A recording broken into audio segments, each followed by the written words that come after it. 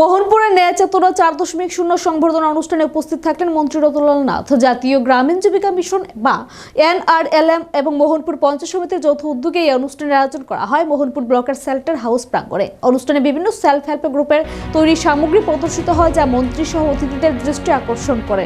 মন্ত্রী জানান, মোহনপুর ব্লকে বর্তমানে 1024টি সেলফ হেল্প গ্রুপ রয়েছে, যেখানে সদস্য সংখ্যা 10,000-এরও বেশি। এই গ্রুপগুলির মাধ্যমে রাজ্যের মহিলারা আর্থিকভাবে স্বাবলম্বী হচ্ছেন। তিনি বলেন, প্রধানমন্ত্রী নরেন্দ্র মোদীর দূরদর্শী ভাবনায় কৃষক, মহিলা, যুবক ও গরিব এই 4টি শ্রেণীর উন্নয়নের উপর বিশেষ জোর দেওয়া হয়েছে। আধুনিকতার সঙ্গে তাল মিলিয়ে নিজের কৃষ্টি ও সংস্কৃতি রক্ষা করেই এগিয়ে যাওয়াতেই উপকৃত উন্নয়ন। মন্ত্রী আরও জানান, মোহনপুর ব্লকে 1000-এরও বেশি লাখপতি দিদি তৈরি হয়েছে।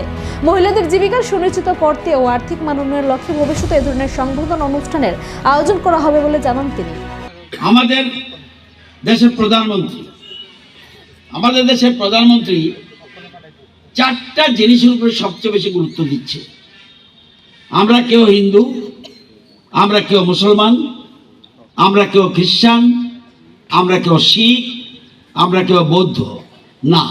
উনি বলছে আমার কাছে 4টা জাতি: 1 কৃষক, 2 মহিলা, 3 গরিব, 4 যুবক।